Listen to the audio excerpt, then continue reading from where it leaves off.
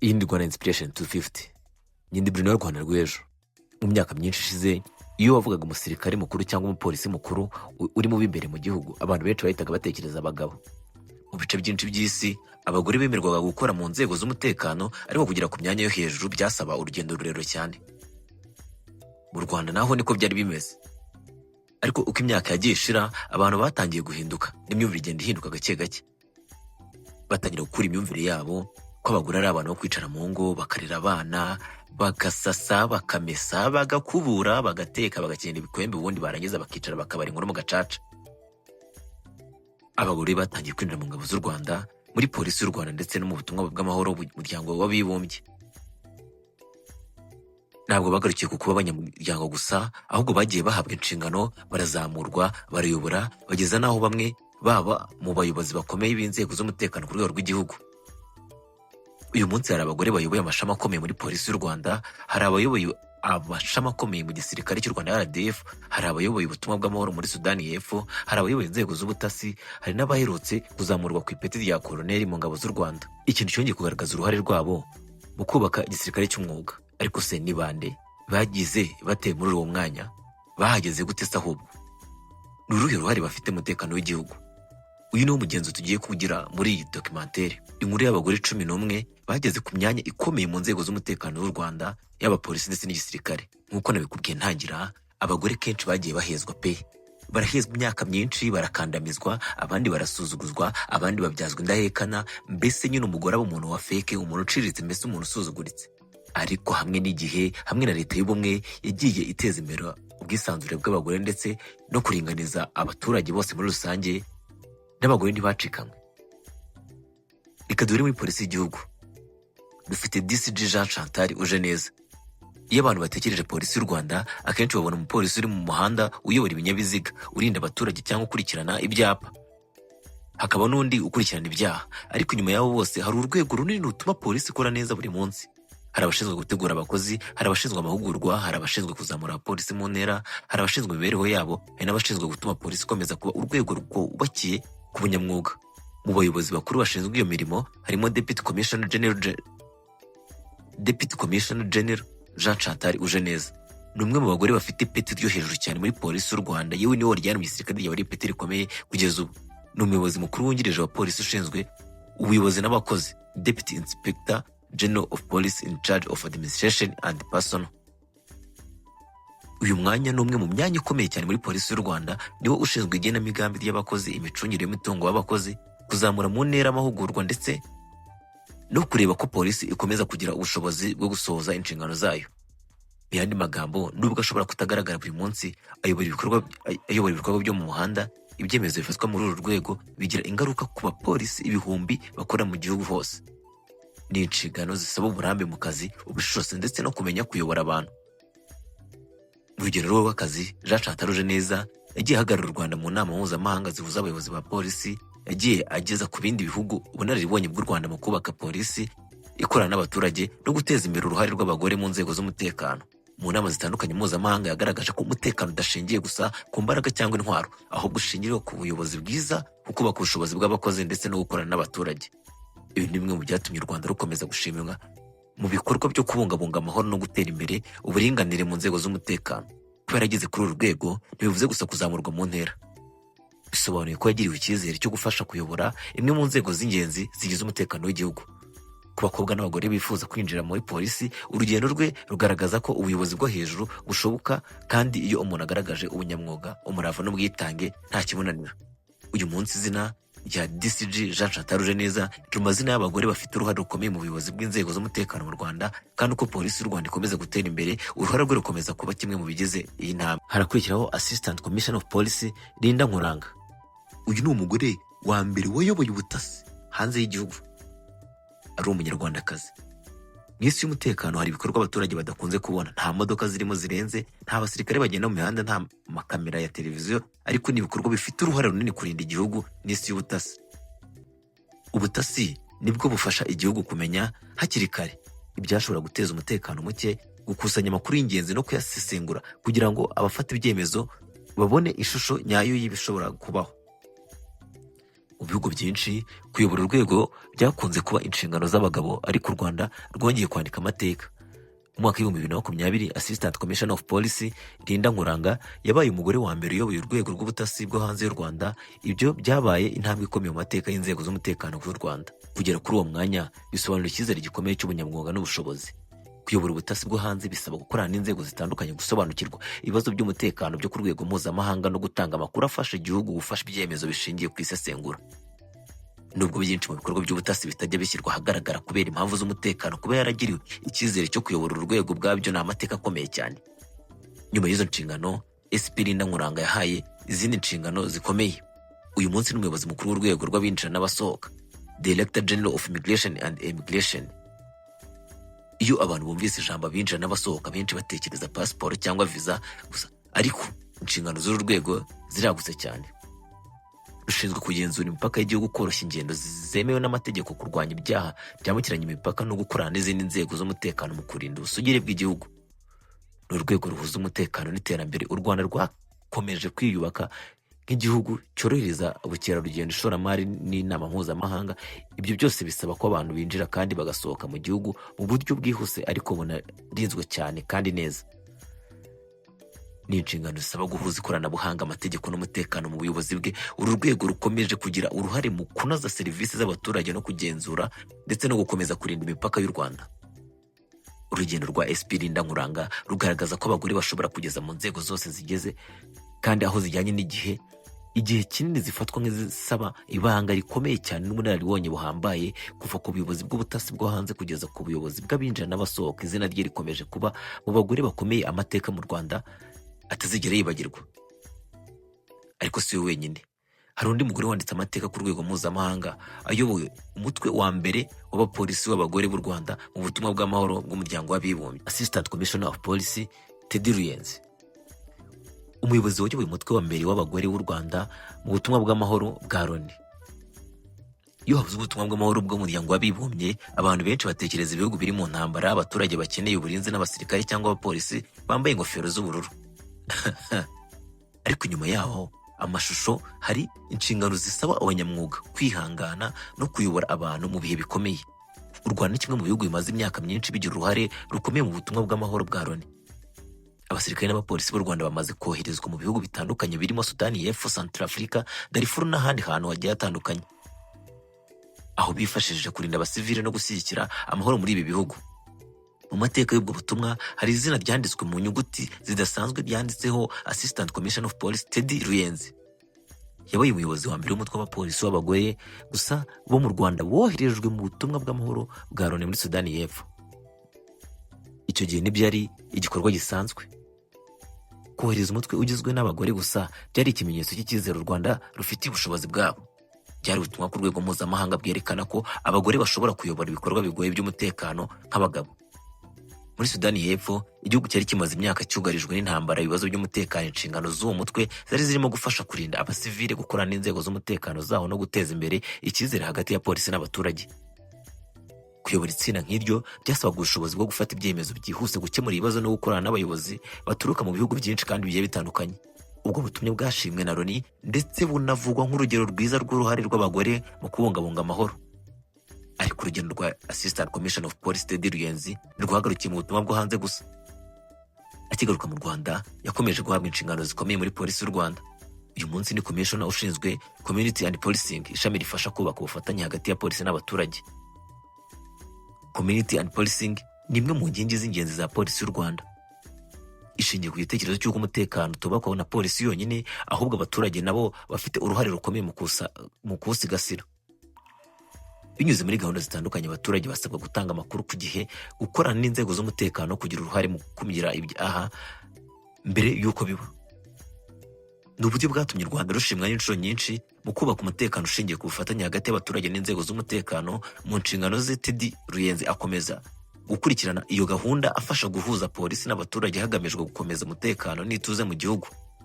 Urugendo rwe rugaragaza ko ubuyobozi bwiza bushobora gutangira ku rwego mpuzamahanga bukagaruka no gufasha abaturage imbere mu gihugu. Ni urugero rw'uko uburambe bwo mu butumwa bw'amahoro bushobora gukoreshwa no mu gukomeza kubaka inzego z'umutekano z'u Rwanda. Ariko hari undi mugore nawe wanditse amateka muri Sudani y'Epfo. icyo uyu mutwe wari ugizwe ahanini n'abagore kandi nyuma aza guhabwa inshingano zo gukurikirana urubyiruko rw'abakoranabushake bo mu Rwanda. Ni CSP Jacqueline Rugeni. Kubungabunga amahoro si ugutwara imbunda. Kubungabunga amahoro ni ugukorana n'abaturage, ni ukugarura icyizere mu bantu bagezweho ingaruka n'intambara, ni ugufasha abana kongera gusubira ku ishuri, ni ugufasha imiryango gusubira mu buzima busanzwe. Niyo mpamvu umuryango w'abibumbye ukomeza guha agaciro uruhande rw'abagore mu butumwa bw'amahoro. Ubushakashatsi bwagiye ahagaragara bugaragaza ko iyo abagore bagize uruhare muri ubwo butumwa byongera icyizere cy'abaturage, cyane cyane abagore n'abana baba barahuye n'iri hohoterwa cyangwa ibibazo bikomeye by'intambara. Mu bagore b'u Rwanda bagaragaje ubushobozi muri uru rwego harimo Chief Superintendent of Police Jacqueline Rugeni. Yamenyekanye cyane ubwo yayobораga umutwe wa polisi y'u Rwanda wari ugizwe ahanini n'abagore mu butumwa bw'amahoro bwa Loni muri Sudani y'Epfo. Kuyobora umutwe nk'uwo si inshingano yoroshye. Buri munsi uba ukorana n'abapolisi baturutse mu bindi bihugu, ukubahiriza amategeko ya Loni, ugakorana n'inzego z'ibihugu zigiye zitandukanye, ubutumwa ndetse ukarinda abasivile mu kaga. Ibyo bisaba ubuyobozi bukomeye, kwihangana no gufata ibyemezo mu bihe bitoroshye.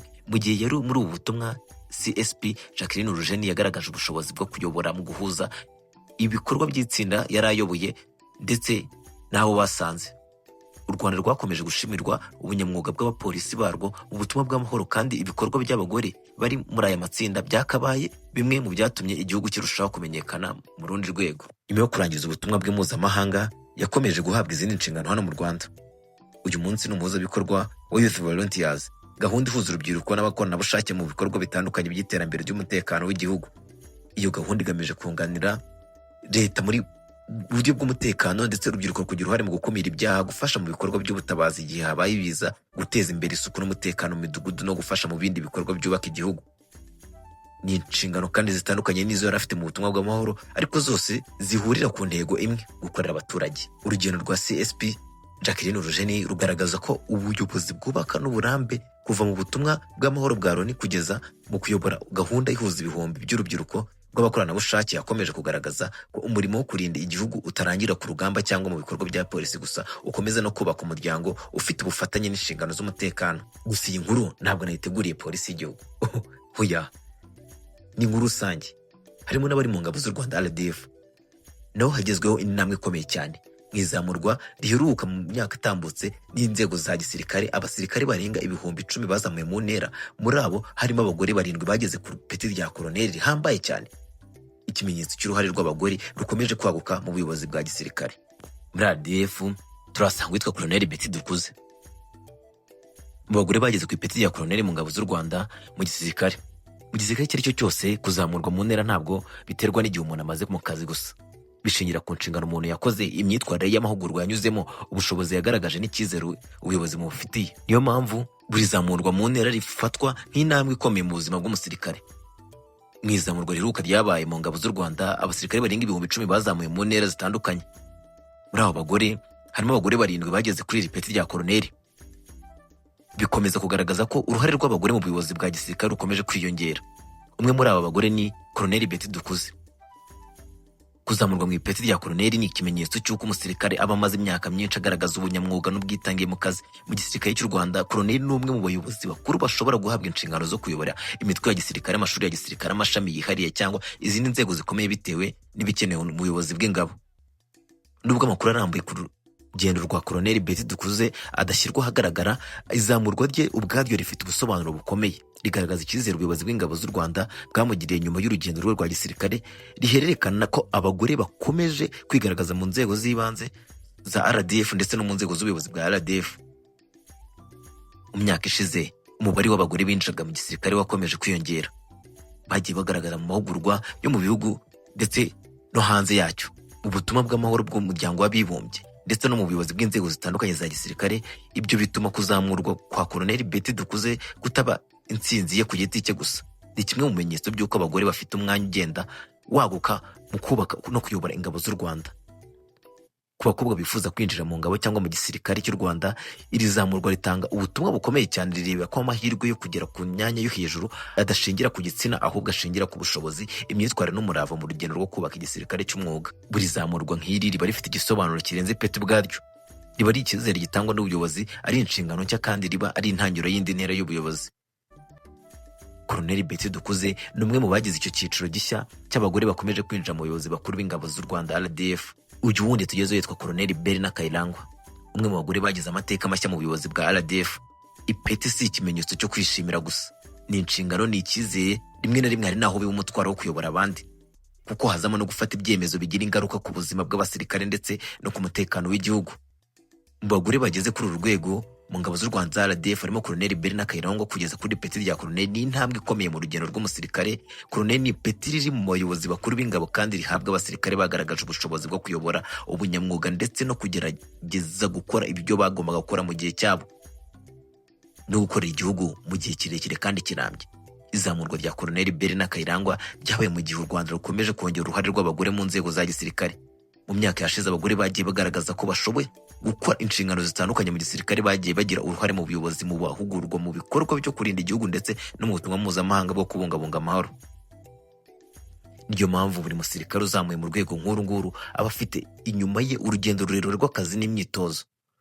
Colonel Berina Kayirangwa ni umwe mu bagore bagaragaje ko igisekuru gishya cy'abayobozi b'abagore muri RDF, iyamamaza ry'abagore mu nzego za gisirikare ndetse ryabaye mu ijoro rimwe, aho byarateguwe, byaturutse ku rugendo rw'imyaka myinshi rwo guha abagore amahirwe yo kwinjira mu nzego z'umutekano no kubaha inshingano zishingiye ku bushobozi bwabo. Uyu munsi izina rye riri mu bagore 7 bazamuye ku ipeti rya Colonel mu gihe kimwe. Ibintu byabaye ikindi kimenyetso cy'uko uruhare rw'abagore mu buyobozi bwa gisirikare bukomeje kwaguka. Yitwa Colonel Serafina Nyirasafari.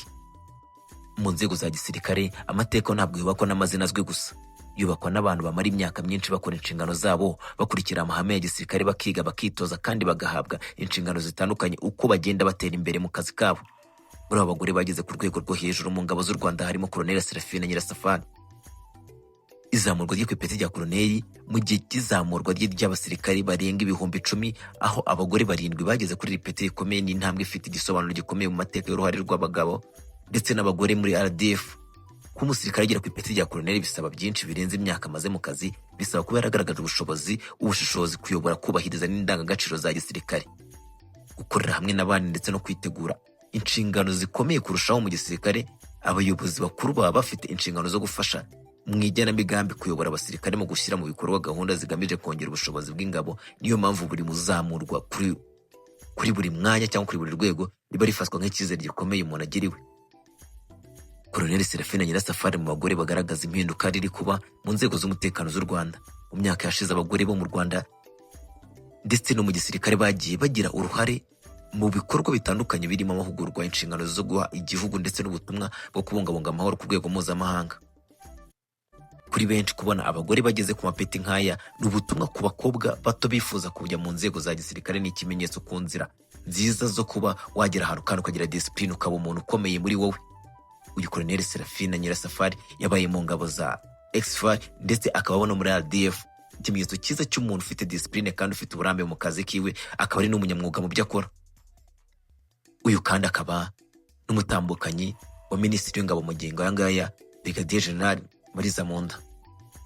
Nubwo amakuru arambuye ku nshingano ze bwite atajya ashyirwa ku mugaragaro, izamurwa rye ku ipeti rya Colonel rihagaze nk'ikimenyetso cy'urugendo rwe rwa gisirikare n'icyizere yagiriwe. Undi yitwa Colonel Marie Claire Muragijimana, yazamuye ku ipeti rya Colonel mu izamurwa ry'abasirikare barenga 10,000 nababwiye haruguru. Iri zamurwa ryabaye ikindi kimenyetso cy'uko uyu mugore nawe ari umugore uzi ibyo akora kandi akaba yari afite icyo asobanuye mu gisirikare cya RDF, kuko Colonel ni ipeti risaba ko umuyobozi afite ubushobozi bwo kuyobora no kumva inshingano z'umutekano w'igihugu. Abayobozi bari kuri uru rwego bashobora kugira uruhare mu gutegura ibikorwa bya gisirikare, gufasha no gushyigikira ibikorwa bya gahunda z'ingabo no kuyobora abandi basirikare. Ariko urugendo rwo kugera kuri uru rwego rutangirira kure, rushingira ku mahugurwa, rushingira mu kwiga, rushingira gukora inshingano zawe zitandukanye mu gihe kirekire, kandi rushingira kugaragaza indangagaciro zirimo ikinyabupfura cya gisirikare, ubwitange n'ubushishozi bwo gukorera mu matsinda. Colonel Marie Claire Muragijimana ari mu bagore bagaragaza impinduka iri kuba mu nzego z'umutekano. Mu mateka y'igisirikare hari abantu bagira uruhare mu kubaka inzego ariko amazina yabo ntahita amenyekana cyane mu ruhame. Akenshi abenshi bamenyekana iyo bageze ku mapeti akomeye cyangwa iyo bahawe inshingano zigaragara ku rwego rw'igihugu. Ariko inyuma y'ipeti rimwe haba hari imyaka myinshi y'imirimo, amahugurwa n'inshingano n'imyigire bitandukanye. Muri abo bagore bageze kuri uru rwego rero, ahandi turasanga uwitwa Colonel Lydia Bagwaneza. Mu myaka ishize abagore mu ngabo z'u Rwanda bagiye bagira uruhare mu bikorwa bitandukanye n'abo mu gihugu ndetse no mu butumwa mpuzamahanga nk'uko nabibabwiye. Colonel Lydia Bagwaneza ari mu bagize igisekuru cy'abagore bakomeje gufungura inzira nshya mu gisirikare. Ni igice cy'inkuru nini y'uburyo RDF ikomeza kugira abayobozi bafite imbaraga zitandukanye n'uburambe butandukanye. Kuri benshi abagore ni ubutumwa bw'icyizere ku rubyiruko, berekana ko inzira yo kugera ku buyobozi bwo hejuru isaba kwiyemeza, kwiga no gukomeza gukora neza mu nshingano umuntu ahawe. Ahandi turasanga Colonel Rozane Ingabire, umwe mu bagore bakomeje kwagura uruhare rwabo mu buyobozi bwa RDF. Hari abatangira ari abasirikare bato bagahabwa amahugurwa bakagenda bahabwa inshingano zitandukanye kugeza bageze ku rwego rwo kuyobora abandi. Ni urugendo rushingira mu kwihangana, gucisha bugufi, kinyabupfura, ndetse ugakora uko ushoboye, ugakora ibyo ukwiye kuba uri gukora ndetse ugakwiye kuba aho uri mu gihe ugomba kuhabera. Yazamuye mu ipeti rya Colonel mu gihe cy'izamurwa y'abasirikare barenga 10,000, aho abagore 7 bageze kuri uru rwego rwa Colonel. Uyu munsi ubuyobozi bwa gisirikare busaba ubumenyi, igenamigambi, imiyoborere myiza ndetse n'ubushobozi bwo gukorera hamwe. Ipeti rya Colonel rishyira mu cyiciro gifite inshingano zikomeye n'urwego rusaba kumva neza imikorere y'ingabo, gufasha mu buyobozi no kugira ubushobozi bwo kuyobora abantu bafite inshingano zikomeye.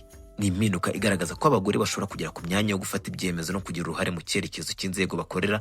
Urugendo rwa Colonel Rozane Ingabire ruri mu nkuru y'abagore bakomeje kwandika amateka mashya muri RDF. Aya mazina 7 y'abagore bazamuye ku ipeti rya Colonel ateranyijwe hamwe: Colonel Betty Dukuze, Colonel Belina Kayirangwa, Colonel Serafina Nyirasafari, Colonel Marie Claire Muragijimana, Colonel Lydia Bagwaneza, Colonel Rozane Ingabire, Colonel Stella Uwineza.